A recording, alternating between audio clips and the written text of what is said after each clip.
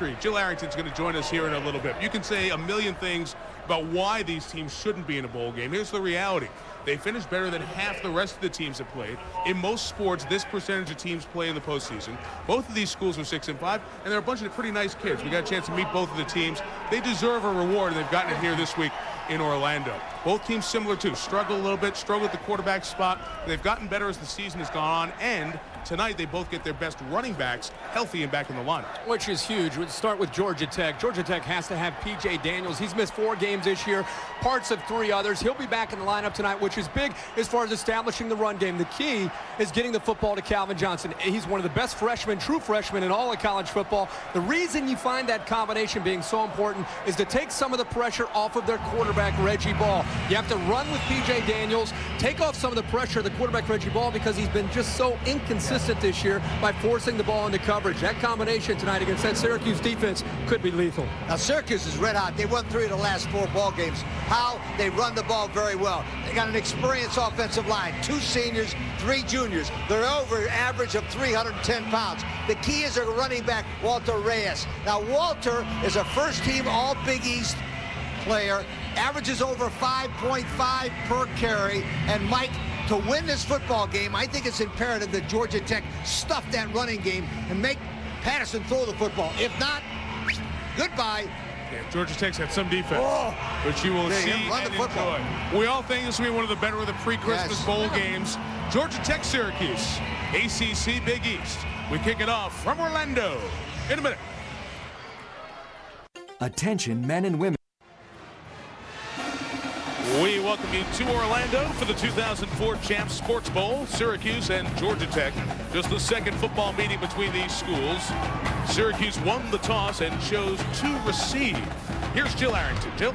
Well, Mike, there's a lot of great players to watch in this game, but a guy coming off offensive and defensive player of the week honors in the same week. That's safety Diamond Ferry. He played in 134 of 171 plays, which is amazing. Now, they get both running backs back tonight, so he'll focus on defense. In fact, I talked to him yesterday. He had a sore throat. He says it's because he's been yelling at his defense for 2 weeks to get them ready for tonight's game. He says he wants to show everyone what this defense can do, and he can play on both sides, and Coach said it. He might use him on the offense as well.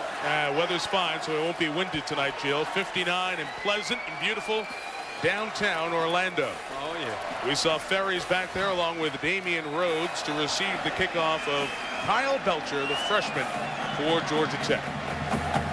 Mike, didn't you find it interesting that they receive the toss and still receive the football? Yeah. What does that tell you? Want to make a statement? Exactly. Want their defense.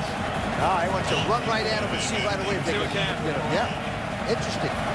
It's been 6 years since Syracuse has returned to kickoff for touchdown. Off we go from Orlando. Nice, high, deep kick. No return possible for Ferry. So Syracuse will come out with their sophomore quarterback, Perry Patterson, out of Lancaster, Pennsylvania. What you might not know about this young man is that he banged up his knee pretty bad at the end of his high school career, and then again when he was redshirting as a freshman at Syracuse. So that knee brace that you see on the right knee kind of slowed his development a little bit. The other thing is you saw, he is big. 6'4", over 240. He's going to be bigger than a couple of the defensive linemen that Georgia Tech will have on the field in certain situations tonight. Opening drive starts in the 20.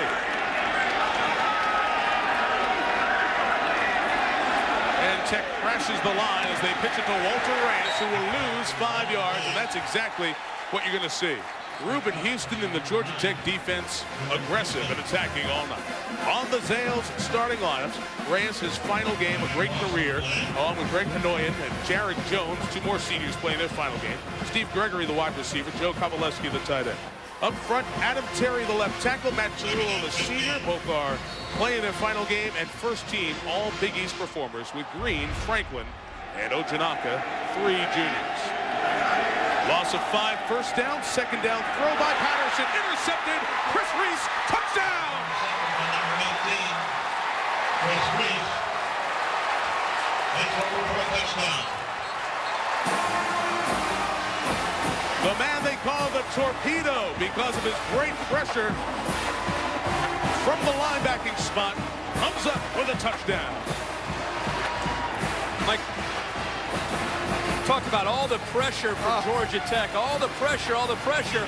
One of the things that they do a very good job of is recognizing a different formation. That time Syracuse came out in a shotgun 4-receiver set. That time they showed pressure and then dropped back and sat in their zone. And Patterson didn't see it and threw it right into the hands of Chris Reese for the touchdown. Their terrific place kicker Travis Bell adds the extra point. 7-0, 2 plays in. How about that strategy? Take the ball. Told you should have kicked off.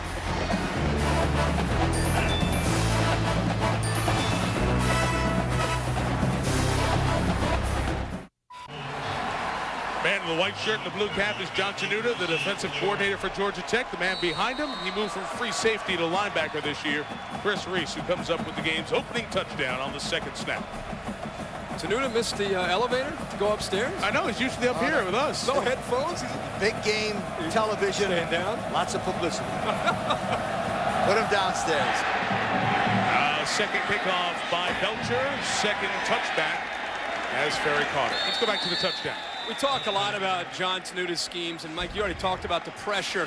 Look at the look right here on the 2 outside linebackers. He's going to bring one of them and then drop the other. Kamichael Hall is going to come on a blitz. He's going to drop Reese. What happens is Patterson gets confused. He doesn't realize that Reese dropped into coverage, and he throws it right into his chest. And Mike made an important point. 2-year starter at safety, Chris Reach. Watch him reach up and catch the ball. You notice? He caught the ball like a perfect defensive back, not like a linebacker. So Syracuse right back where they started at their own 20, except down now, 7-0. Here is Reyes running to the left side, and a loss of a yard. Hanoyan, the fullback, thought he had the initial block, but he did not. Tabubo Anyansi came up and helped make the play. Watch Eric Henderson, the defensive end. He's banged up, hasn't practiced much this week with Rado Anawai and Parker up front. As for the linebackers, Kamichael Hall, Wilkinson very good in the middle, and Chris Reese, who has the touchdown. As for the secondary, Ruben Houston and Kenny Scott on the corners, DeJuan Landry and James Butler, the free safety, first team All-ACC. And there is the aforementioned John Tenuta. Third year now as the Georgia Tech defensive mastermind. Bring that pressure right to the line. They came over the line that time. Reyes was tripped as he came across the 20. But Georgia Tech looked to be offside. Right now, Georgia Tech look like a bunch of piranha right now attacking the line of scrimmage. It's going to be up to Perry Patterson to use his snap count in other ways to try to slow them down. They're just jumping. That time they were able to get a linebacker into the neutral zone.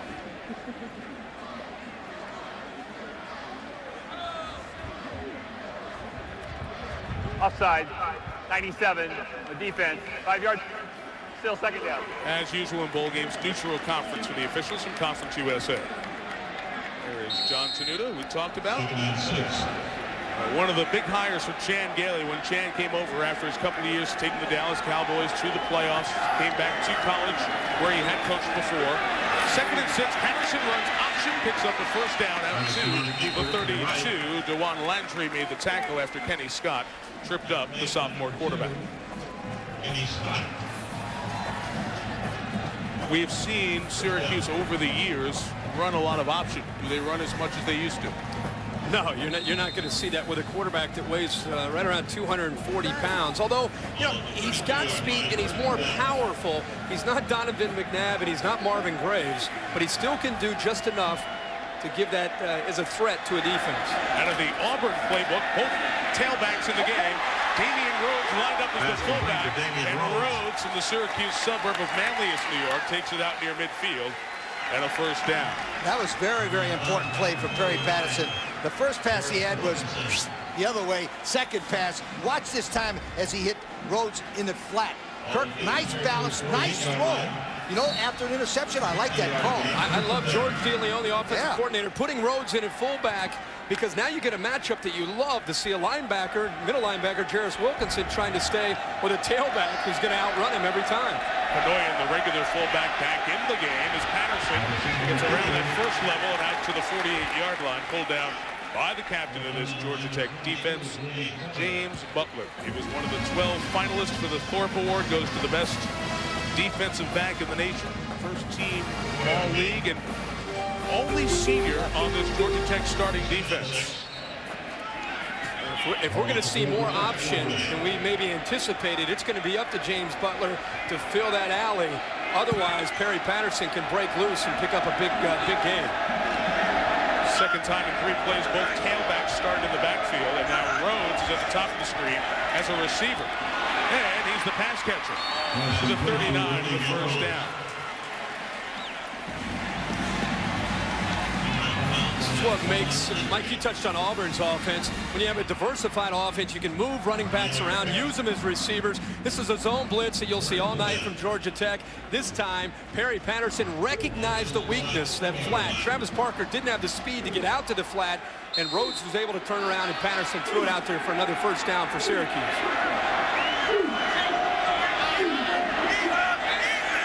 One to look out of the huddle, then flop the receivers as Patterson drops back and has a little time to throw. Going deep downfield for Fontenette, and the senior could not pull it in. In man coverage was Reuben Houston. Nice job by the junior out of the Atlanta suburb of Peachtree City. I like that call a lot by George DeLeon. The reason is they throw the ball deep. The reason why you throw the ball deep, if you don't complete it, is to keep those backs from coming up, Kirk, to fill on that option. I like the call on 1st and 10. I love the call, and I tell you, if Perry Patterson gets an opportunity to get the chance to throw it downfield, he might want to look at number 25, Steve Gregory, isolated there against Kenny Scott. That's probably a more favorable matchup for Perry Patterson. Gregory's at the bottom of your screen. It's 2nd and 10, and Patterson throws again to Rhodes, who couldn't pull in a very similar play to the one that gained 18 a couple of snaps ago. We talked about Auburn and what their offense has been able to do using Carnell, Cadillac Williams, and Ronnie Brown effectively together in the backfield. You need unselfishness from your running backs. Somebody's going to have to block. Somebody's going to have to be less of a main back. When you do that, Syracuse hasn't been able to because they haven't been as healthy. But they have been better in these situations, 3rd downs in the last half of the season. Out of the gun, needing to get to the 29.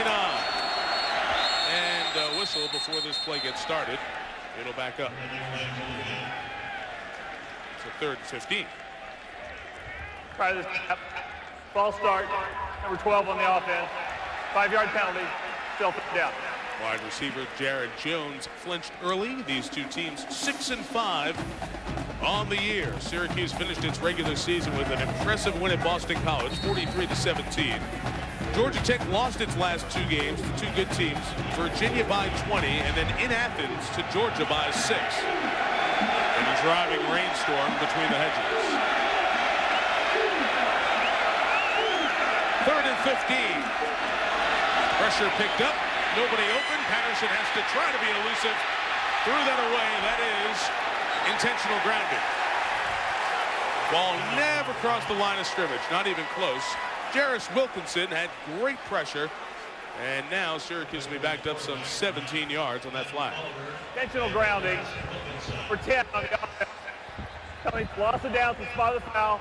4th down. Like so often, whether it's this broadcast or others over the weekend, you hear about zone blitz theories. And again, you're going to see Georgia Tech drop one of their defensive linemen, especially on 3rd down, put him into coverage on one side, and then on the other side, they're going to bring safeties and linebackers. The theory there is to confuse the offensive line and the quarterback with the protection to be able to get enough pressure on the opposing quarterback. And it's worked a couple times already for Georgia Tech's defense. Brendan Carney's had 3 kicks blocked this year. He gets it away. Martin Logan is back deep to receive it. Doesn't go, let it all go, and they'll be out of bounds at the 10. That's a story in itself. Patrick Carter, the main punt return man this year, transferred about a week and a half ago from Georgia Tech. So after the 52-yard kick, a long field for Reggie Ball, sophomore quarterback who has started every game of his collegiate career. His 25th start. He's 13-11. You know what? Reggie Ball, if you could take 5 plays out of every game, would have had a great season. But he made too many big mistakes for Georgia Tech to be consistent as an offense. He threw 17 interceptions this year, and a lot of times it's because, guys, he forced things. He's constantly so confident in his own abilities that he sometimes tries to make too many things happen. Tonight he's going to try to let the game come to him. The ball was touched by Syracuse on the way down, so it starts at the 22. Ball to P.J. Daniels, back in the lineup. What a difference that is. Gain of 14, first down to the 36. On the Zales starting lineups, Daniels, a junior from Houston, who missed 4 games and parts of 3 others, with Jimmy Dixon playing his final game. Johnson, one of the best freshman receivers in the land. Nate Curry and Darius Williams. The guys up front, Leon Robinson is a senior, Andy Tidwell-Neal a senior, Kyle Wallace a senior. Left tackle, right tackle, and center play their final college games. That left guard, the freshman Matt Rhodes, has done a nice job this year stepping into the lineup. Straight designed run for Ball. Lost his footing, no gain. Jerry Mackey made the title. Syracuse defense did not have a lot of difference makers thus far this year. Weish, Jenkins, Kadir Drame, and Julian Pollard, one of the 2 senior starters. The linebackers, Kellen Pruitt is their best. Jerry Mackey is the great nephew of the Football Hall of Famer John Mackey. Kellen Pruitt's nephew is Keith Bullock, outstanding NFL linebacker. Anthony Smith's been a safety most of the year. His size as a corner will be important tonight against Calvin Johnson, with Diamond Ferry, who had the great game against Boston College. Scott Jackson rounding out the secondary. 2nd and 10 out of the gun. Ball keeps it. A beautiful ball fake by Reggie to take him out shy of midfield, and a Georgia Tech first down. O'Neal Scott made the tackle. This is old Herb Street's favorite play, the read option. Watch the quarterback, Reggie Ball. He'll fake it to Denzel. He's reading the outside line. See it in, go down, Kirk. Yep. You love that play, don't you? I love it because it just adds another dimension for an athletic quarterback. Watch Pollard collapses down on the fake, and really it's not a fake, it's just a read, and Ball has the speed there. He's reading it. You see right there, great shot of seeing number 56 Pollard come down, and then Reggie Ball gets upfield for a first down. Old Herb Street's favorite. It is. That's your favorite play. Well, it's one of them. I like this one, too. Calvin Johnson, reverse action. Attention to him. Lets Daniels break free out to the 31-yard line. A pickup of 18, and Georgia Tech has it coming easy right now. Diamond Ferry trying to fire up his defense. This is the key. This is what's been missing this year for Georgia Tech in building consistency, is having a power running game with P.J. Daniels. P.J. Daniels was going to be one of the best backs this year in the country. Missed 4 games. He missed part of 3 other games. Having him really will help Reggie Ball. Matt Rhodes, the left guard, made a sensational play. Mike, you were talking about a redshirt freshman. He stayed on his man and caused that play to go. Right back to Daniels. Why not? That time only able to get a yard or so. Jerry Mackey, who missed the last play, made that one. More on the sophomore Georgia Tech quarterback with Jim.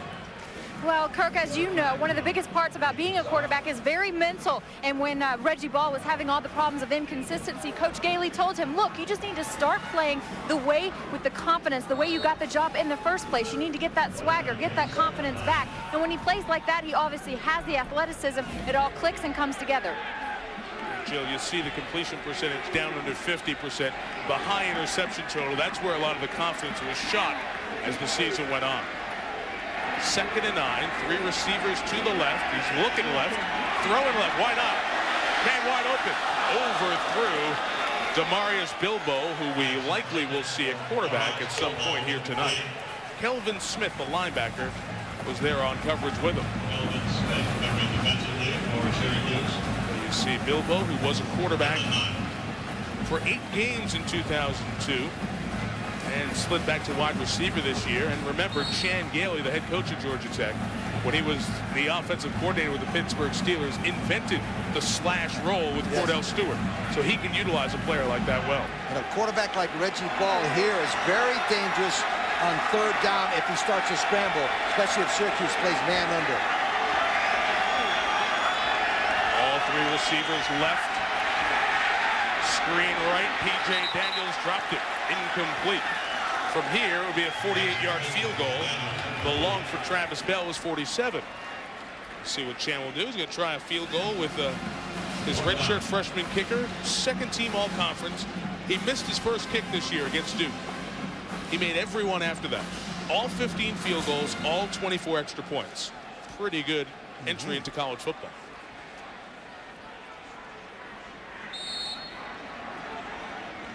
Travis, who was part of the USOC development program in soccer. We'll try it from 48 with Andy Thompson holding. Twisting.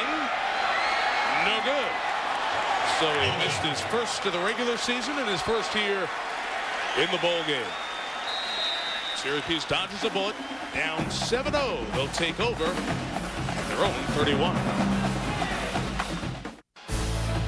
Epcot over at the Walt Disney World Resort here in Orlando. All adorned for the holiday season at the Magic Kingdom. Mike, you and the family make it over? Over there. Oh, yeah. How about the teacups? Teacups are very nice the last couple of days. How about it's a small world?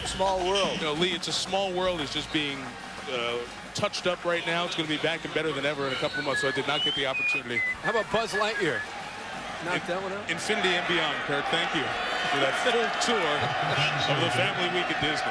1st and 10 at the 31 for the Orange. Third drive. Damian Rhodes, the tailback, takes it and gets 4 out to the 35-yard line. Usually the trip down here is nice for the folks from Syracuse. It was 7 below, I think, yesterday up there. It's actually in the 30s right now. It's comfortable in Atlanta as well, and here in Orlando, our temperature in the 50s tonight. But yesterday, all the golf courses, Lee, had all the tender vegetation covered. It freeze warnings. I thought it doesn't get that cold down here. That was the only day this year it'll be like that. Oh, the day we were here. That's because we came. That's right. You guys brought it with you. And I'm going home to it. Send it back. Good 4-yard pickup on first down. 2nd and 6. Patterson again with the option. Unable to run away from James Butler. Chased him down from behind. We'll have 3rd and about 4 coming up.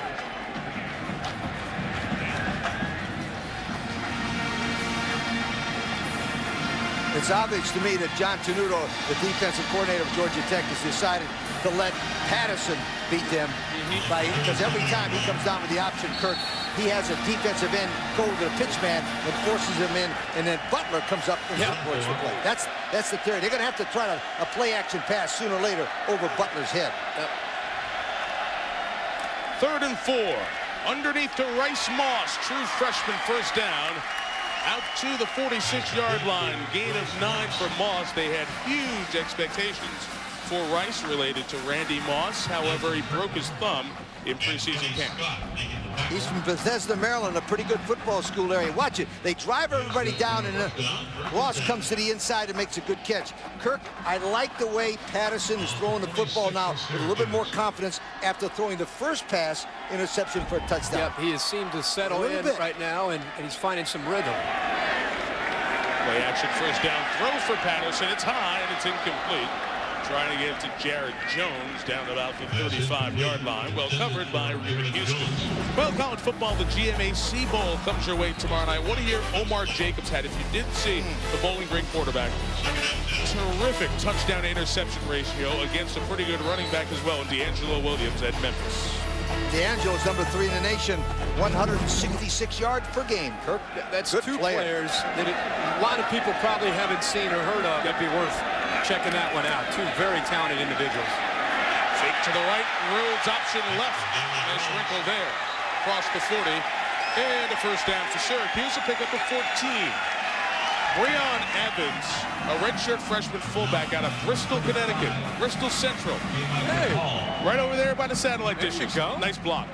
Well, when you have a defense that's over-pursuing, and Butler, Lee, you just talked about how Butler's coming up. You can see him to the right of your screen. Misdirection. You go one way, you get the entire defense going one way, and then you pitch it to the other side. Picks up an outstanding block there on the perimeter by Evans, and springs Rhodes loose for a first down. Good call again by DeLeon. And Jason Green, the left guard, picked up the blitzing linebacker, made that play possible. Another first down throw. Patterson in trouble underneath. Finds Jared Jones. First down.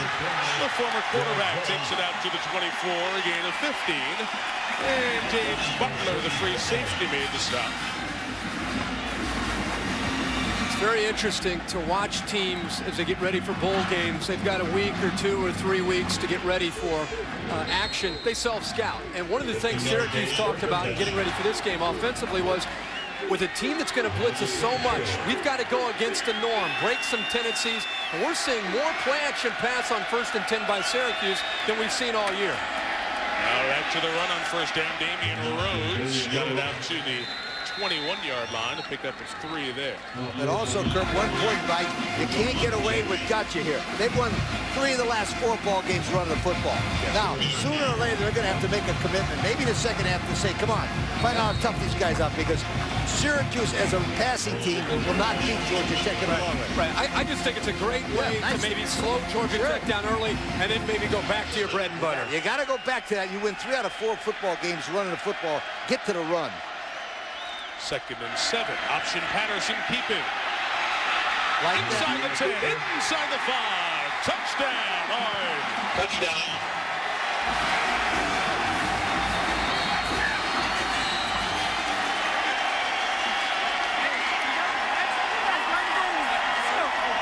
The 3rd rushing touchdown of the season for Patterson.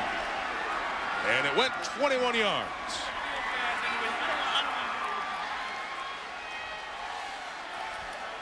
Syracuse player was shaken up behind the play and has to come out for 1 snap.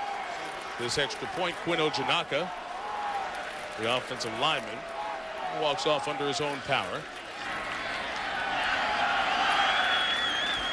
And the Orange will come out to try to tie the game with Colin Barber. 3rd all-time Syracuse history, 111 extra points. Old swinging gate. Rarely do you see anybody ever. Does anybody ever flip it over to that kill? Once a year around the nation, it figures. Out of the hole to Jaron Jones, who had a big catch on that drive.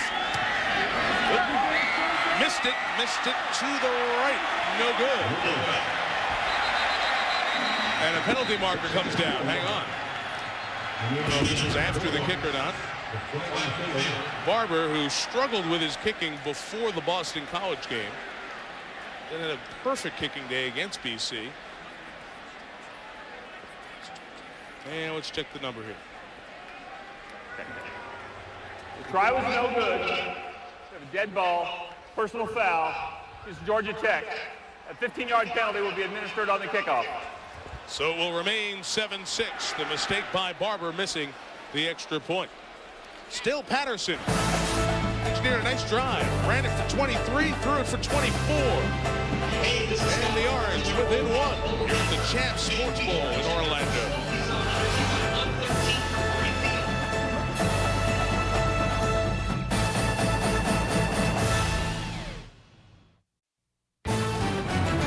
ESPN's presentation of the 2004 Champs Sports Bowl, brought to you by Champs Sports, where sport lives, and in part by Citi, proud sponsor of the 2005 Rose Bowl, New Year's Day on ABC, and the United States Marine Corps, the few, the proud, the Marines. Mike Tirico, Lee Corso, Kirk Herbstreit, Jill Arrington. Glad you're with us here at the Champs Sports Bowl. Missed extra point means it's a 1-point Georgia Tech lead. And after the 15-yard unsportsmanlike flag, the kickoff from midfield. Should be no problem for Brandon Carney to pound it through the end zone for a touchdown. Let's go back to the touchdown scored by Perry Patterson. Well, Georgia Tech may want to rethink the way they're attacking the option from Syracuse. Reese is going to come upfield. It's going to allow the fullback to come up and get a great block on the safety. This is something that's big. The block here, the defensive end takes himself out of the way. The block on Landry. The rest is up to Patterson to outrun the defense. And James Butler, number 22, is responsible for the quarterback, comes at the wrong angle. Watch. He comes to the inside and allows Patterson to run to the outside. I tell you what, he underestimated Patterson's speed that time, and that big guy just went. I'm telling you, he is deceptively fast. Because of his size, you don't think he can run, but he can move for a big guy. 1st and 10 from the 20. P.J. Daniels, big run left side. Tech firing off the ball, gain of 10 yards. And a 1st down. Diamond Ferry made the tackle. Well, P.J. Daniels in the postseason can usually mean some good stuff. Do you remember last year on the blue carpet in Boise in the Humanitarian Bowl against Tulsa? A postseason record 307-yard game and 4 touchdowns.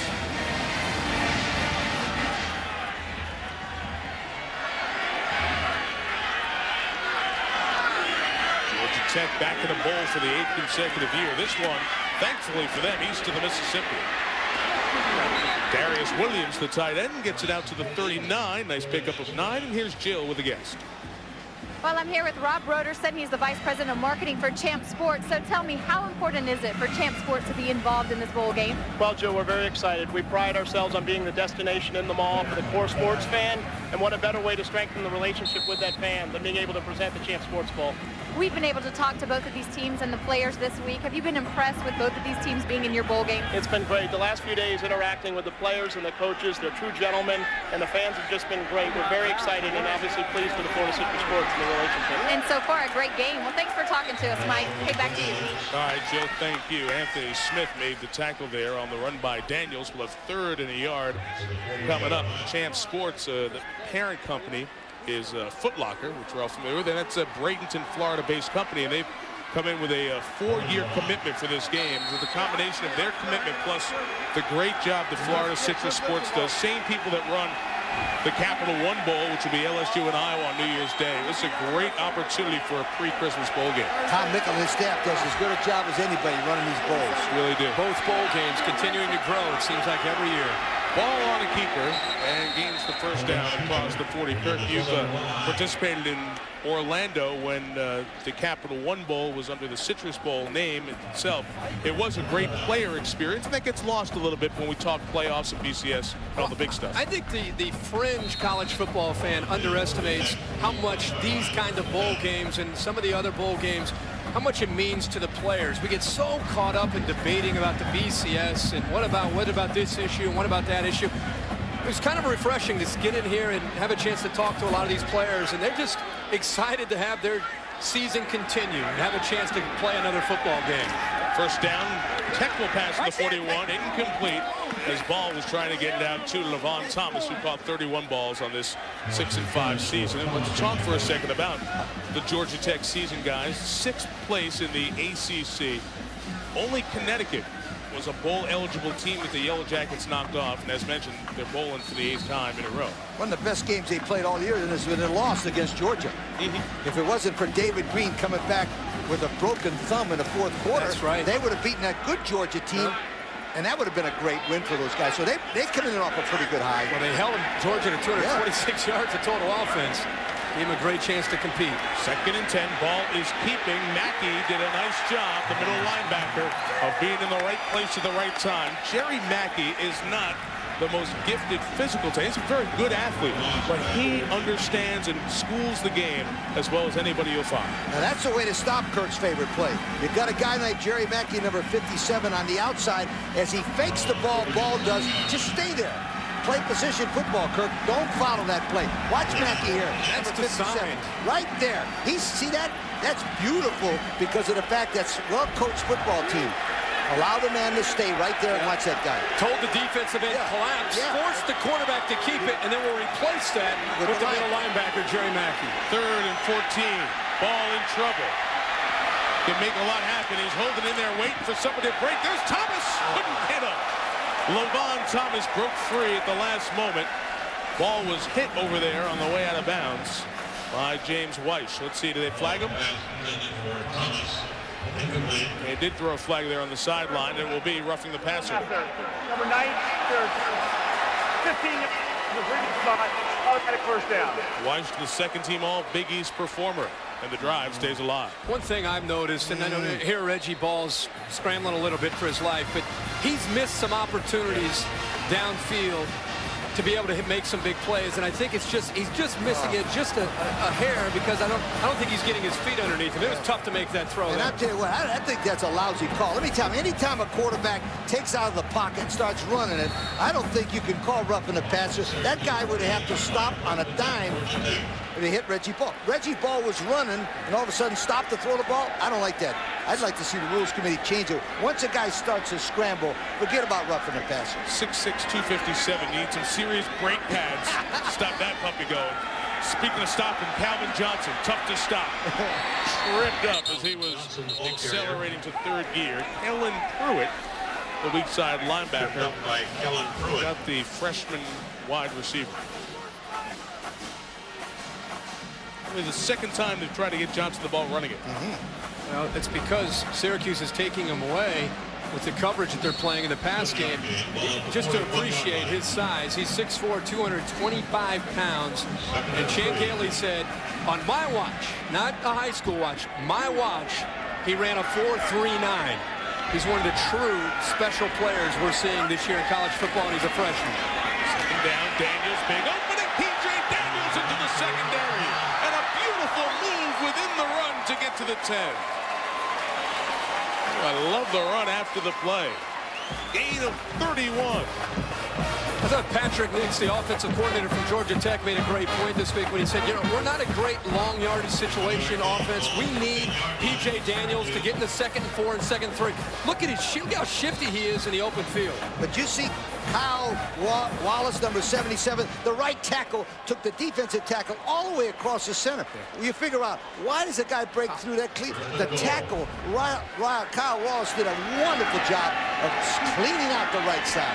Senior playing his final Tech game. Johnson in motion again. They fake it to him. Ball pressured, incomplete.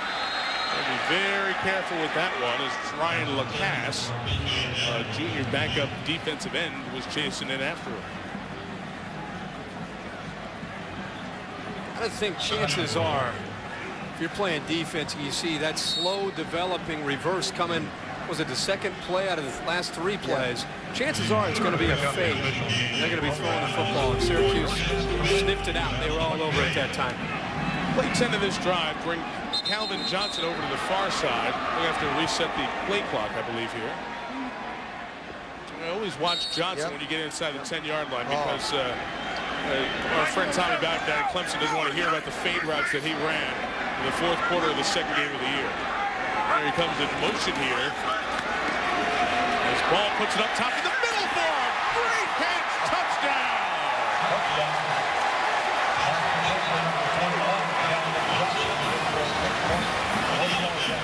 And terrific play design as well to get him free when you think he's going to go to the corner on the fade. Remember when Chan Gailey told us they put him in motion more, Kirk, so that he could get away from the bump and run coverage? That's a perfect example. And then watch him stretch out. What I love is Syracuse has been playing with 2 safeties back to prevent the big play, and even down way in the red zone, they motioned him to run essentially a fade, but just to the middle of the field. Travis Bell tacks on the extra point. It's 14-6. Georgia Tech responds after the Syracuse touchdown with an 80-yard drive, capped off by a touchdown catch by perhaps the best freshman receiver in the nation. Calvin Johnson caught 6 touchdown passes this year. Beautiful one to put Tech up 8. Lee said how they've learned how to motion him and get him to the middle of the field. What I like is watch the safety right in the middle of the field. If you're wondering where he went, he followed the tight end. That is a well-designed play.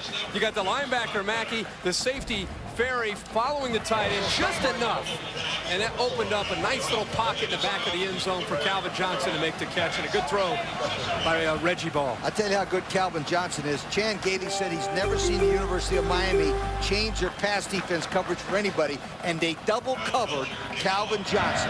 What a great compliment that is. And then we said, well, does it remind you of any of the guys you had around in the NFL? He said, I never had anybody like this in the NFL. Scott Campbell on board with Diamond Ferry, who takes the kick return out to the 30. Special teams tackle Adam Oliver, backup defensive end.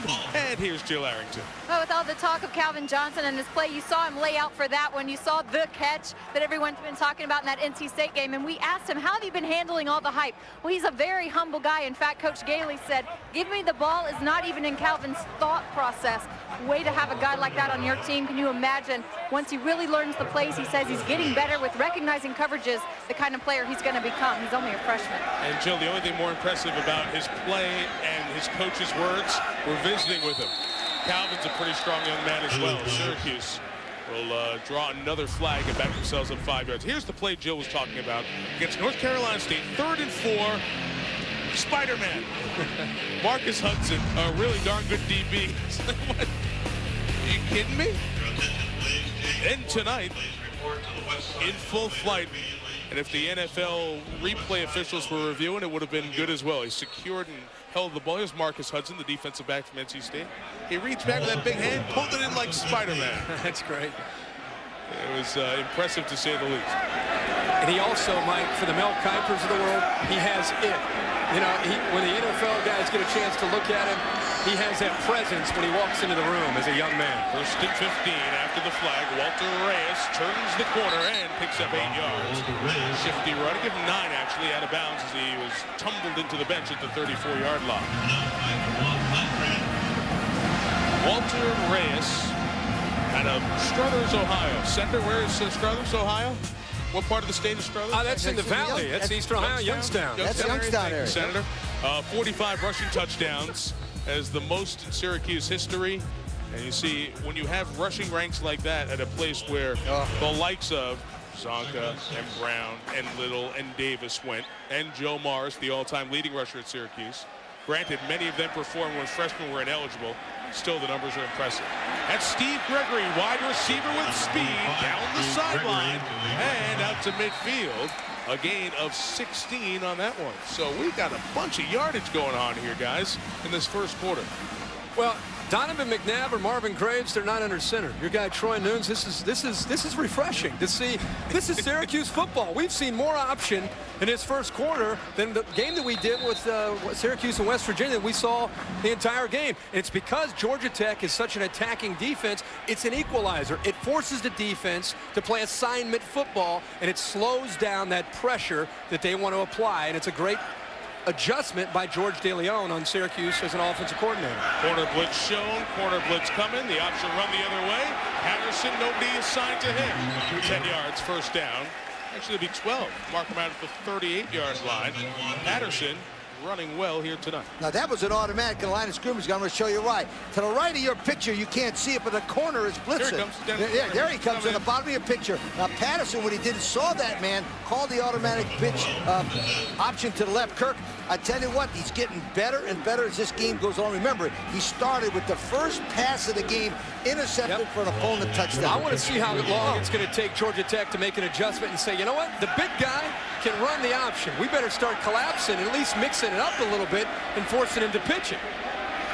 Final 2 minutes, opening quarter. The handoff without much blocking for Reyes. He gets a couple of yards. DeJuan Landry makes the tackle out at the 36. You know what? Watching Perry Patterson run, I know you said he looks quicker than he is. Maybe it's just the position of the uniform. You're so used to seeing that sleek, thick, like Marvin Graves did it for years. Donovan McNabb was not as thick or big then in college as he is now in the NFL. But even then he was big, but he was just quicker. But he was great players. Oh, yeah. And it makes this guy not look as quick because he's so big also. And of course, he gets chased down after the break at that point by Travis Parker, the junior defensive end. And one of the terms that was very telling about the Georgia Tech defense when we visited with their coaches, the way Parker goes is the way the Tech defense goes. There he is. At Hacienda Heights, Southern California.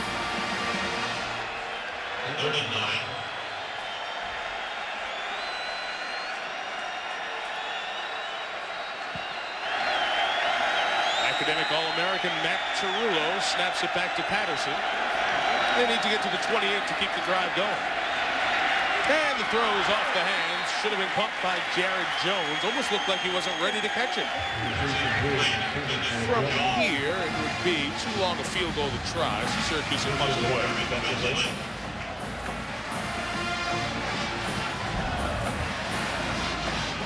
This is definitely a ball that's thrown with a lot of velocity, but I tell you, I think the safety, DeJuan Landry, got a hand right there, just enough to affect Jared Jones from making that catch for a first down. Carney punt. Again, trying to slide it inside the 20. Look at that punt formation, Mike. Well, we're going to get to look at it again. Look at it again, folks. You don't see this very often where all the linemen are about 6 yards apart, spread out all over the field.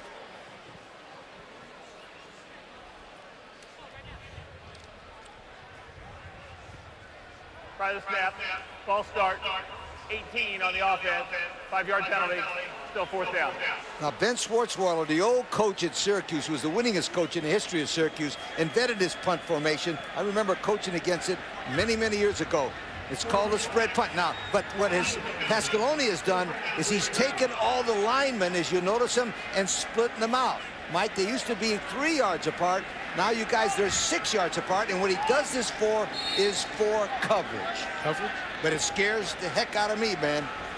He said it gives him 6 gunners running downfield for coverage. Got to block first, though, right? Slow him down.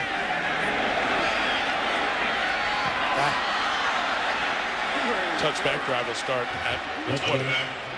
Thursday night, 2 more college football bowl games. First is the Plains Capital Fort Worth Bowl.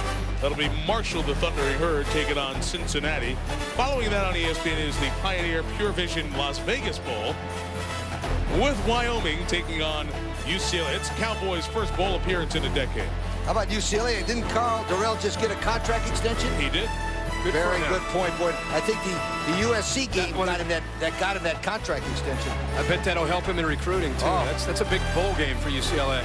It's tough living in the same city with Pete Carroll. Tech back on offense. Ball loading up. Deep downfield for Nate Perry. He's free. Touchdown. 80 yards. Number 5, Nate Perry.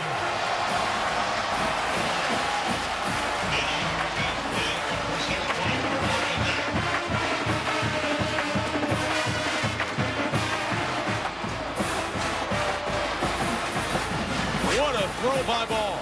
Up.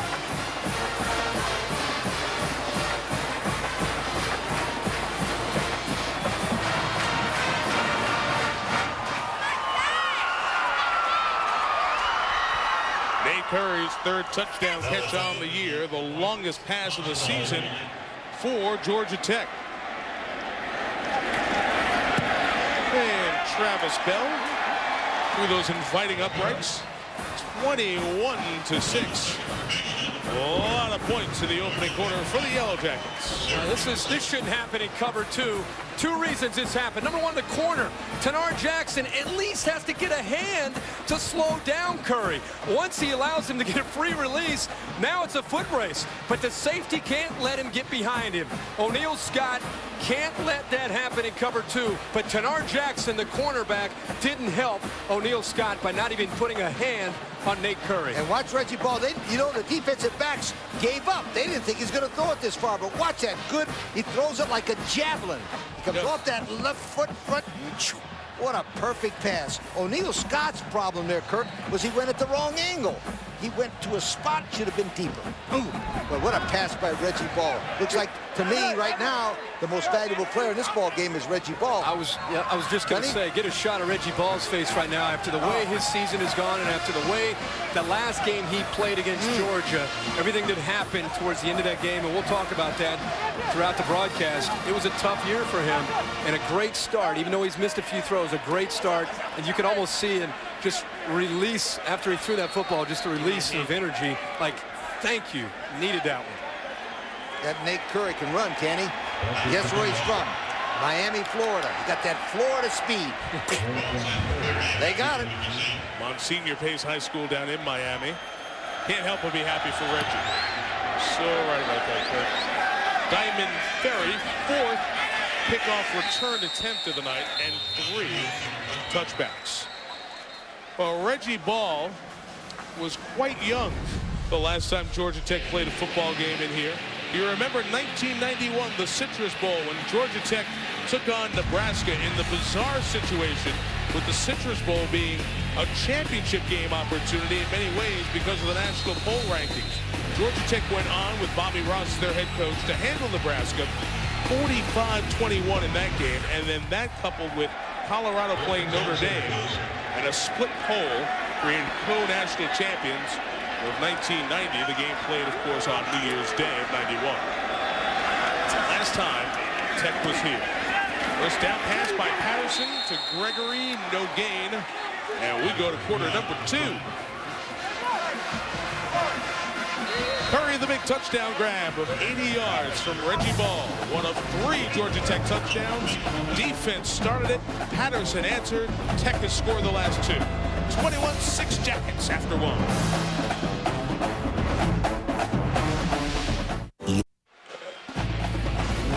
number 2 of the Champs Sports Bowl. 15th playing of this game, which you might remember spent 11 years down in Miami under a variety of names like Blockbuster, CarQuest, and Micron. Now has been here and is starting a new era with Champs Sports, making a 4-year commitment to this game. Quarter 2 starts with an option in Damian Rhodes. Nowhere to run. Chased down by Jarris Wilkinson, a good middle linebacker who was the top tackler for Georgia Tech this year. Was the Syracuse team, like Georgia Tech, 6-5. They became one of the 4 champions in the Big East when they beat Boston College in that final game to become bowl eligible and make their first bowl appearance since the Insight Bowl out in Arizona back in 2001. They lost that game to, or beat Kansas State, I should say, in that game, 26-3. It's the 9th time that Paul Pasqualoni in 14 seasons has brought Syracuse to a bowl game. Third, and he does it. Blitz coming. Patterson throws. It's dropped by Jones. And Jarrett's mishandle will force another punt. Nice change up the play before to get to third long on second down. Chris Reese, the defensive end of the outside linebacker, who's been going upfield on the running back. And we talked about when will we see the adjustment. Well, they made that adjustment on second down, and it worked well to put Syracuse into a third long, and then eventually now the punt formation.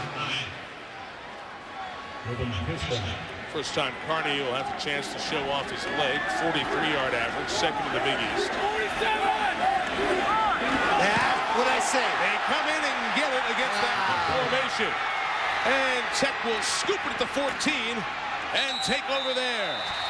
Joe Gaston comes in to pick it up after Xavier McGuire laid out and got the block. Ben Swaldsworther just rolled over in his grave. I'm telling you, that's not a sound punt protection, because when you send all those guys up the middle, Mike and Kirk, they just overwhelm them. It's like battle of the balls. It looks like a drill you would do in practice. Okay, you're 3 against our 3. No. Line up 15 yards apart. Run. Honey, Honey, they sunk the ship or something like that. Let me tell you something. they're sitting duck. Look at this. About a 10-yard head start. Somebody's going to get through The there. outnumbered 4 against 3. Yeah. That's the 9th punt Carney's had blocked in his career. 4th this year. So it works out good in coverage. We just got to figure out how to As I said block before, it's better to, I'd rather have blocking than having them block the kick. Oh, now that's a coaching mistake right there. Well, it's a system. It's a theory there. And you remember Paul told us yesterday he had to be convinced to do this to improve the coverage. And I think he's going to be convinced the other way around. Thank you. Be a good off-season discussion. Yeah. Hello. Punt block. Georgia Tech took a timeout. 1st and 10 at the Syracuse 14.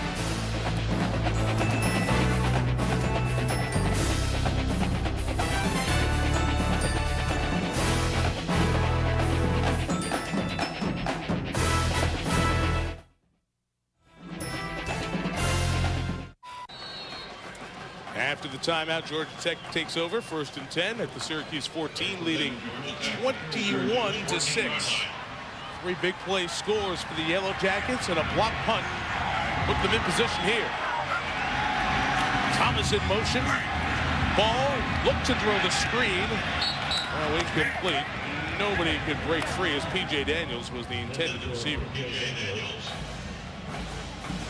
Kirk, Reggie Ball turned 20 this month, and Chan Gailey guys remind us, Lee, as well yesterday, that we can't forget how young he is, and everything he's done, highs and lows, have been on a big stage. Second game he played, he was carried off the field. Second game as an 18-year-old freshman, so it's been an adjustment in front of a lot of people. He's experienced more in 2 years than a lot of guys do in a career. The good news for him is, I know it's been a roller coaster ride, but he still has 2 more years. He's been able to learn a lot. All he has to do is calm down and let the game come to him. Reggie Ball has plenty of physical ability. Going in the back of the end zone for Thomas, and it goes incomplete. As it's overthrown. The only thing about coaching a guy like Reggie Ball, you don't want to coach too much of his athletic ability out of him. We've seen that with some other quarterbacks where they take a guy and they try to make him something he's not. With one more spring practice, this guy's going to be just fine. You know, it reminds me, it's mental as much as anything, Lee, because I think last year, the ACC Rookie of the Year, he felt the expectations to try to live up to that. When things didn't go well this year, he forced things. He tried to rely on his athletic ability. And I think you're going to learn through that. He'll be a junior and then a senior. How about this year with Jason Campbell at Auburn? Jason Campbell had a great senior year after a roller coaster ride leading up to that point. 4 receivers, 3rd and 10. Lacasse pressures. Daniels has blockers. P.J. Daniels inside the 5. First and goal for Tech. Down at the 2. Leon Robinson and Matt Rhodes, the left side of that offensive line, near the path. All the receivers deep in the back underneath. Sensational call by Pat Nix, his first year as offensive coordinator, the 3rd year at Georgia Tech. He throws a nice little screen. Kirk, he allows the end to come in and then bump dunks it off. I tell you what, which will make Ball a much better player, P.J. Daniels is back. Having him back next year also.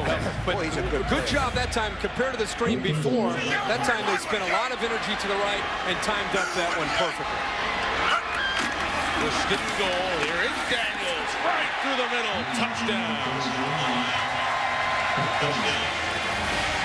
He ran right through Troy Swittenberg, the backup strong safety. And Daniels in the end zone for the 7th time this year.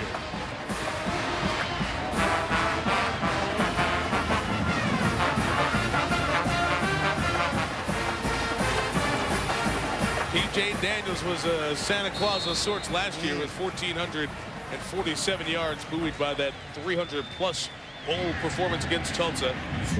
Limited by injury this year, but impressive tonight. The extra point is added. The block punt by Xavier McGuire, the receiver, started it all. Daniels the touchdown run. Syracuse down 28-6. We'll talk to Syracuse's incoming athletic director right after this. And back here in Orlando at the Champs Sports Bowl, 28-6. Georgia Tech has jumped on top. If you're just joining, the second play of the game was an interception return for touchdown by Chris Reese of Georgia Tech. Then Syracuse established some offense, but Reggie Ball has thrown 2 touchdown passes in the interim. Calvin Johnson for 10. And then on the very next offensive play, 80 yards to the streaking Nate Curry. And the Yellow Jackets have just added a touchdown run by P.J. Daniels after a block punt to make it 28-6.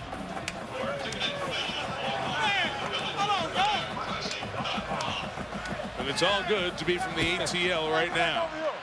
Kyle Belcher's kickoff will be returned by Quentin Brown. Fake the reverse, and Brown has the sideline. Quentin Brown out to the 31-yard line. Well, the name in college athletics, Darryl Gross, has become well known over the last couple of years for some behind-the-scenes work done at USC, now in a higher profile over the last month or so, and hired this past week to replace a legendary outgoing Syracuse athletic director, Jay Krauthamel, and now wearing both hats, incoming at Syracuse, outgoing over at USC. Congratulations on the job that you got. But before we do that, I'm going to ask you about the job you just left here in a second, after we watch Perry Patterson's first down shovel pass to Walter Reyes, who makes a nice cut, and Reyes takes it just shy of midfield. A good pickup. Reyes is sent tumbling over the bench. He was pushed out of bounds, and he is shaken up. And the Georgia Tech medical staff over there right away to tell Reyes to stay right there, not risk any further injury. Watch this. Reyes was sent over the bench and got pushed over the Georgia Tech sideline. So the medical staff, both sides now over there. Walter's sitting up, so as they look at him, let's visit here with Darryl for a second. As we mentioned, you were over at USC where you had so much on your plate, helping Mike Garrett do a great job there. And one of the stories that came up was Rick Majerus leaving USC to come back to ESPN. He mentioned your name as well during the press conference. You struck up a good relationship. How did that all shake down on the USC side of things? Well, I think it shook down okay. You know, Rick's such a great human being, first of all. You know, put basketball aside, that was about life, you know, and he dove into something. Rick wants to go 270 miles an hour, and he wasn't equipped for it. And he figured it out the first day he took over the job. He thought he was. Everything checked out health-wise okay, but it just wasn't right. And we had a chance to reconstruct that, and he wanted to still do it. And we said, no, I think it'd be best for everyone to step away from this. So that happened in USC back in the search for head basketball coach, and now we'll talk about your incoming job here, that you'll be wearing both hats momentarily. Back to Rhodes. A run for Damian Rhodes. He is stopped for about a loss of a yard. As Walter Reyes did come off the field, you saw under his own power. You take over here at Syracuse, and obviously over the last couple of years it has been very public in the announcement that Paul Pasqualoni will be invited back for another year. And now, about 2 weeks ago, the chancellor said he was going to be invited back for his 15th season. But a new athletic director, when hired, would have a chance to evaluate and give his own input. Where does this whole situation stand as we are here tonight? Well, you know, we wanted him to come down and play a great bowl game and let the kids have an opportunity to show what they can do on the field. Obviously, it's not going their way right now. But, you know, one thing that I told the chancellor that we're going to establish was very, very high expectations. And that's what I'm used to. Syracuse can get good enough talent to be in a January 1st bowl game or better, be a Big East anchor, you know, that type of thing. And that's the kind of expectations we're going to have. Kirk? Daryl, your expectations of leaving the Pac-10 and being with USC and now coming into the Big East, there are a lot of changes going on right now with that conference. What's your take from afar and now getting a chance to kind of delve in and at least get an initial look at Syracuse and this new look for the Big East Conference with Louisville and UC and South Florida coming in? Well, I think it's a great opportunity for Syracuse. Even with the schools leaving to go to the ACC, it gives Syracuse a chance to really become the anchor of the Big East. Obviously, the basketball is good. They've got some other great sports there, and their lacrosse, such and so on and so forth. But I really think the football team has a chance to really take over the Big East, and they should be the Big East champion, are in the hunt for that every year, and in the hunt for the BCS championship series games as well. Steve Gregory with the catch there for a first down lead. As you know, Paul Pasqualoni will be the president of the American Football Coaches Association next year, which is the highest honor you can get as a college football coach. Absolutely. Obviously, he has tremendous respect among the coaches. He also graduates 70% of his people. Do you think that would be any indication he'd be able to stay a little longer? Well, I tell you right now, from a coach's standpoint, looking at Paul's accomplishments, he's done a marvelous job. He's got a tremendous amount of wins, tremendous winning percentage, all those things. You know, obviously the community at Syracuse wants to do better. And Paul wants to do better as well. And his goals and my goals are consistent. He wants to be in the BCS series, and he wants to play for a national championship, and he wants to work towards that. And so we're going to evaluate it and see if we can do that. And we feel like we can do it, then we'll give it a shot, obviously. So it sounds like this evaluation will be something that will happen when you take the job full-time here in the next couple of months. Absolutely. All right. Well, good meeting you. Congratulations. Good luck. Continue good luck to you. Thank you, Michael. Appreciate it. Talk to Guys, you. Darryl appreciate it. Gross, Thank you. New athletic Good luck in director your at new Syracuse. position. All right, guys. And we'd be remiss if we didn't mention the man who you're replacing, Jake Krauthammer. Oh, he's wonderful. It's a hard footsteps to follow with Jake there. So Thank you, Darryl. thank you now. Appreciate visiting with you. Syracuse driving here after the loss of 3. 2nd and 13. Perry Patterson throws incomplete. Intended for his tight end, Paveleski. A good hit across the middle there by Georgia Tech. Let's just remind you that we are in Orlando here for the 2004 Champs Sports Bowl, 15th playing of this game here at the Florida Citrus Bowl Stadium on this very turf. On New Year's Day, LSU and Iowa will play the Capital One Bowl. Georgia Tech with 3 big scoring plays. An interception, spectacular catch by Calvin Johnson, and the 80-yard big ball to Nate Curry. On top, 28-6. Winner here finishes 7-5. Loser will be 6-6. 3rd down. Patterson has time. It's deflected and incomplete. Nice job underneath by Jarris Wilkinson, just hanging there in the middle of the defense to knock it away.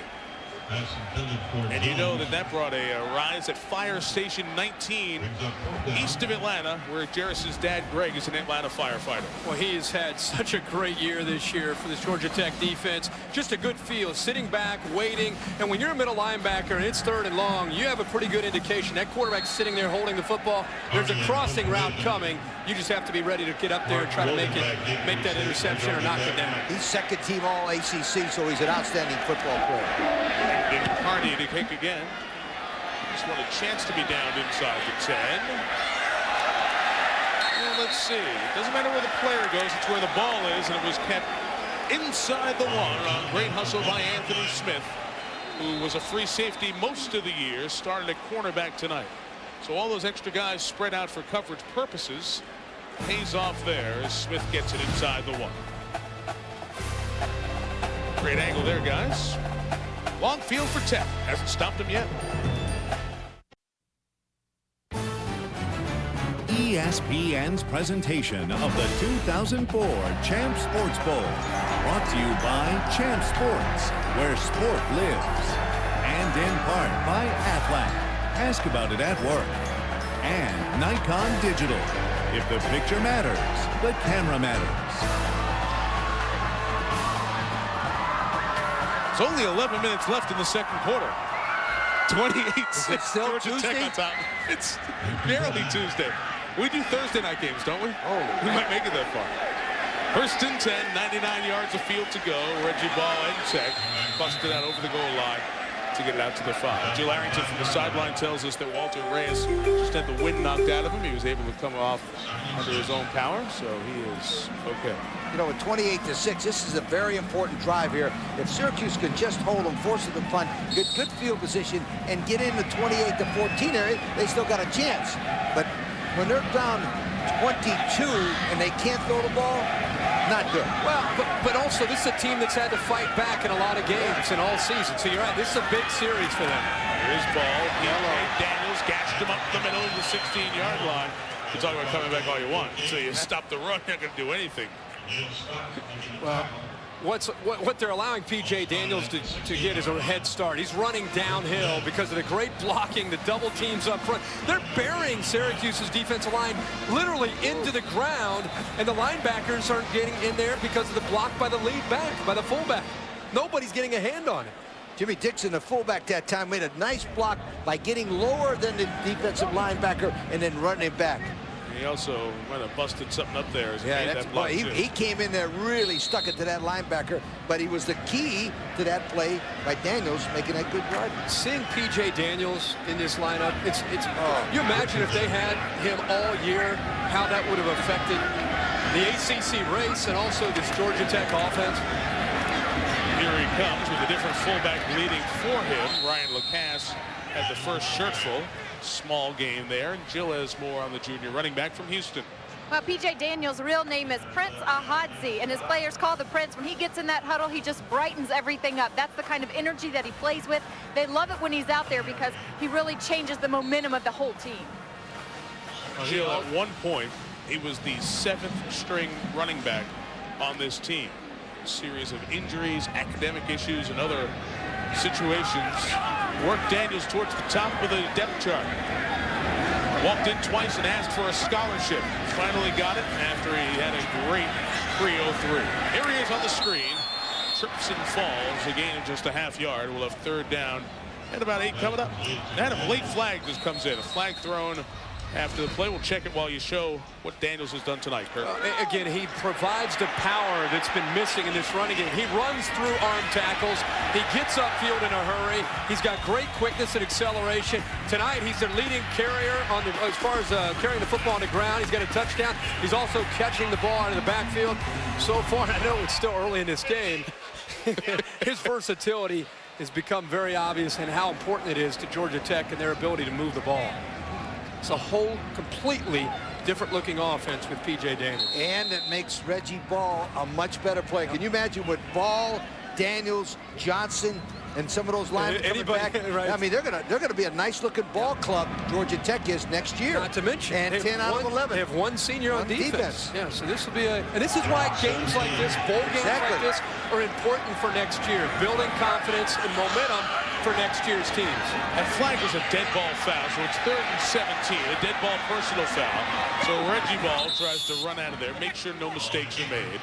And Georgia Tech will punt the ball away from its own 13. Smart by Reggie not to force anything there. Those are the small things that are big things when you don't make the right decision. We've seen him this year on 3rd down make that poor decision and try to force the ball downfield, and a lot of times it gets tipped, it goes into the air, and it's been intercepted. When you have 17 interceptions, you take chances, but I think he is trying to learn through those mistakes. Ben Arndt is the punter for Georgia Tech. Diamond Ferry back deep to receive. This is a very high kick that Ferry probably should have fair caught. Return it just for a yard or so out to midfield. So good field position for Syracuse, down 28-6, and then tomorrow night, the GMAC Bowl on ESPN. Mid-American Conference and their commissioner Rick Chris doing a great job, represented very well this 2005 bowl season. Bowling Green, one of the teams, 8-3, taking on Memphis. D'Angelo Williams, the Conference USA Co-Offensive Player of the Year. GMAC Bowl tomorrow night, 8 Eastern, 5 Pacific on ESPN from down in Mobile, Alabama. Mobile, Alabama. They got a great parade down there, don't they? We were in a parade down there. Yeah, That's right. Remember my parade? That was a lot of fun. Ooh, that was fun. For you. That was when LaDainian Tomlinson, What a player. TCU, played in that game. That's a good area. You saw them working on the shoulder of Walter Reyes after the early wind was knocked out of him. So Patterson throws a deep ball for Damian Rhodes, and the pass is incomplete. Let's go back to Reyes for a second. We saw the Syracuse doctor checking up on his left shoulder area. He fell on and turned on when he was knocked over the bench area on that prior drive. Of course, he missed a Temple and Boston College game with the injury against Pittsburgh in the third quarter. He hit a muscle in his right shoulder. You just wonder if he possibly re-injured that. You know, he started 45 straight. He played 45 straight games before he got hurt this time. Yep. He's a durable kid. He just got hurt. Second down. Patterson throws to Kovaleski, the tight end, who gains about 4.5 yards with 3rd and 5 coming up. Tez Morris from Pittsburgh, we saw a good defensive back on Thanksgiving night, came up with the hit that injured Reyes in that game, the torn muscle in the right shoulder, the one they're looking at now. A little under 8 minutes to go, and you're down early in this game by such a big margin. I think it's important to remain calm and stay with the game plan. Everybody's talking about, oh no, if Syracuse has to throw every play, they're going to get into trouble. We're still in the second quarter, and Lee, like you said, if they can get it to 28-14, it's a whole different game. Patterson with time throws incomplete. And the pass was intended for Jared Jones. It's 0 for 3 going to Jones tonight. Just looks like, from my standpoint as a former coach, they're going to have to come up with a big play defensively to get good field position, maybe even score on defense, because their offense is struggling. John Tenuto's got a wonderful plan, and he's made some nice changes. The defensive coordinator from Georgia Tech has. He's got him stymied pretty well now. I love being around John Tenuto. He's a very good coach. If I was a pro football coach, he'd be the first guy I'd hire if I got back into coaching. Pro? In a National Football League as a defensive coach. He's that good. I'd hire him as a head coach in a college game. Another Carney kick is smothered at the 5. Syracuse will give Georgia Tech a long field. They've been in Tech territory 5 times with only 1 score to show tonight. All right, men, time for the Aflac trivia question. 5 Division I-A schools, national championship in football and basketball. You know? You know? Who? All 5. I know a few of them. Come back and find out all of them. Well, Jill Arrington, we're watching Walter Reyes walk back to the locker room. Yeah, initially they did think he just had the wind knocked out of him, but on further evaluation, he is out for now. It is his right shoulder, the same shoulder he had the surgery on, but a different part, so it's not the same injury. They're taking him into the locker room for further evaluation, but like I said, he is out for now. Not good news. Walter was looking forward to this game and playing in it. Yep, it would be a shame to see a terrific career end that way for Reyes.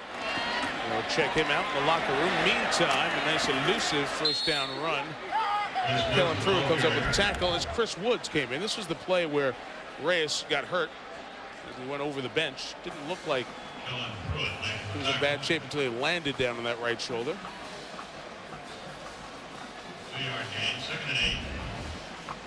And Damian Rhodes, the junior, who will be the top running back next year, will take over. 2nd and 7, I got a question for you guys coming up, or 2nd and 8, excuse me. Question for you after this play. It's not the Aflac trivia question, it's something else. I'm still, because that's still regrouping on that. There's smoke coming here. Reggie Ball's throw complete to Nate Curry, a first down out to the 19-yard line. We had so much happening in the game there. Darryl Gross was up here, the incoming athletic director, who's going to take over officially after the academic year in June. If you were reacting to what he said, I don't think you would ever use the words ringing endorsement for the current coaching staff. No, not a good game, probably. If it continues, if it continues, I thought this that was fashion, very well politically said by you. He doesn't have the job yet, so he's certainly not going to say the guy's in or out at this point. That's what people are asking, but it was not a ringing endorsement. Well, it's also not a good audition if you're a head coach and your athletic director comes in to see your one game in person. And it's up to this point. I mean, Syracuse could come back in, and who knows? Exactly. And it's a tough situation because you're starting out with a system and a group of people that you don't know, but certainly, Lee, you've taught us this over the years, that when the guy who is now your boss didn't hire you, it makes it a lot more difficult to be in a situation where you're going to succeed. How many times we've seen guys go and get one of their guys to be a head coach? A lot.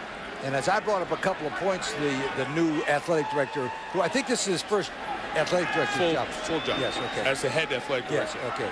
Because he's been an assistant before, right? To Mike Garrett, USC, as Reggie Ball loads, throws deep for Calvin Johnson, who can win it in the air. And he did again at the 24-yard line. A pickup of 51 yards. He is special. And I was finishing my thoughts. I'll finish him later. Yeah, give Calvin an opportunity here. Holy mackerel. This guy's something. Randy Moss was never this good. Look how he just... Look at that. Not only the concentration to go up, but it almost looks like he's just jogging downfield. Just a nice light jog, and then he waits just to the right time to go right over the top of Diamond Ferry at 5'10". And Diamond Ferry is not a bad football player. No? It's not like he's going against the sisters of the poor. The guy is a special player. He's foot in bounds, too. Everything. Oh, my gosh. Both feet. Both feet. Everything. First down, Chris Woods with the run, gains 2 to the 22.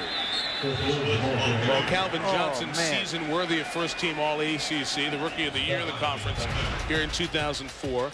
Add to these numbers this year the number 1,200, a very solid score on the SAT that Johnson got on the way in. His mom is involved in education. Calvin Johnson, every facet of his life to this point, you look at it and you say, an impressive young man.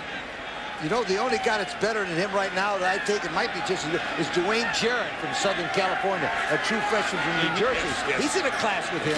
Oh, there's no doubt. He's a good player. Those two guys, unbelievable players. Throwing Teddy Ginn from Ohio State. We got 3 true freshmen that are out there getting it done. Now that he's come on here in the last couple of games as a wide receiver, here's Jill for Calvin Johnson. Well, Calvin Johnson said he chose to come to Georgia Tech because of the family atmosphere. And when I asked him, how do you stay grounded with all the hype of your good play? He says, well, my sister Erica, she's 5 years older than me, and she's kind of like my mom. She tries to control me, but she keeps me level-headed when I get out of line. I don't think he has that problem too much, according to the coaches. They love him playing for their team, and he is a team player, guys. We're up 30 minutes southwest of Atlanta. This is third down, and Woods getting this series in place of Daniels is very close to the first down marker. You know, for Chan Gailey trying to build a program, and we talked about how many players he has coming back next year. Sometimes one prize recruit like that who has an impact so early, other recruits in the Georgia area, in the southeastern area, will say, hey, I want to be a part of this. I want to be the receiver with Calvin Johnson. I want to be the running back. I mean, so he should really affect recruiting for Georgia Tech in the next couple of years. And when you talk about recruiting, Johnson chose Georgia Tech over Georgia. Had a lot of people around him pushing Georgia. Barry tells the story at his high school, Sandy Creek High School. He'd come back to his locker some days after class, and there'd be a bunch of red and black UGA Georgia stickers. They wanted him to go to Georgia. It is first down, so 1st and 10. The run for Woods takes him to the 9. Daniels is standing over on the sideline with his helmet, so I think this is just an opportunity to get Woods in the game, who was slowed by a hamstring injury in the middle of this season. And the only reason for Calvin Johnson that it came down to Georgia and Georgia Tech is because he wanted to stay close to home. As you said, Mike, every school in the country knew about Calvin Johnson and wanted him to go to whether it was a USC or a Michigan or a Notre Dame. Every school wanted him, but he narrowed it down very quickly to Georgia and Georgia Tech. Oftentimes that yard number is misleading because one team's run a lot more plays than the other. This is Georgia Tech's 36th play. Syracuse has run about the same. It's Woods on the screen. His beautiful cut back to the inside is right at first down yardage at the 4. Chris is junior out of College Park, Georgia. The way they're playing today with Ball and Johnson and Daniels and the defense coming back, I would think right now that Georgia Tech would be a contender for the ACC title race. Just from looking at them. They got speed on defense. They got John Tenuta who can handle it. Reggie Ball gets better. They got Johnson, Daniels, and the line coming back, and Chad Gailey. I'm telling you right now, that's a good-looking football team, and this is the kind of game like Virginia Tech that pushed them all the way to the top one year. Problem is, They open at Auburn. They play at Virginia Tech, and at Miami. Here's Johnson. And they got this guy. I don't care what he did. Another touchdown for Calvin Johnson. And Auburn doesn't have those Cadillacs I know. and those Chevrolets and the Campbells. Hey, these guys are you're good. preaching to the choir. I just think that's a great. Johnson shaken up a little bit after his first touchdown run to go with his 7 touchdown receptions now on the season. What a player. But a player who's 6'4", 225 pounds and runs a 4.39. And one thing remember also about these guys, last time they played Auburn, I think They took care of them. they beat them. They beat them at home. They beat them at home. This is a good-looking football team that has everything right now. It's making Syracuse look bad, but this is a pretty good team that's beating Syracuse. 35-6. Oh, A time-consuming drive as well. everything. Minute 32 to go here in Orlando. Calvin Johnson caught one, runs one in. A rambling wreck up big.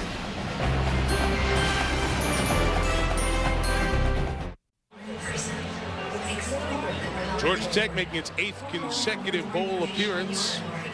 In pretty good shape to improve its all-time best winning percentage in bowls to 22-11.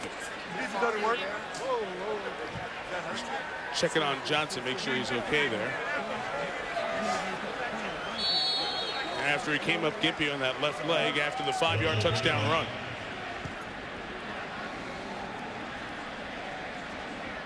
Tell you what, I'll take Virginia Tech next year. You stick with Georgia Tech.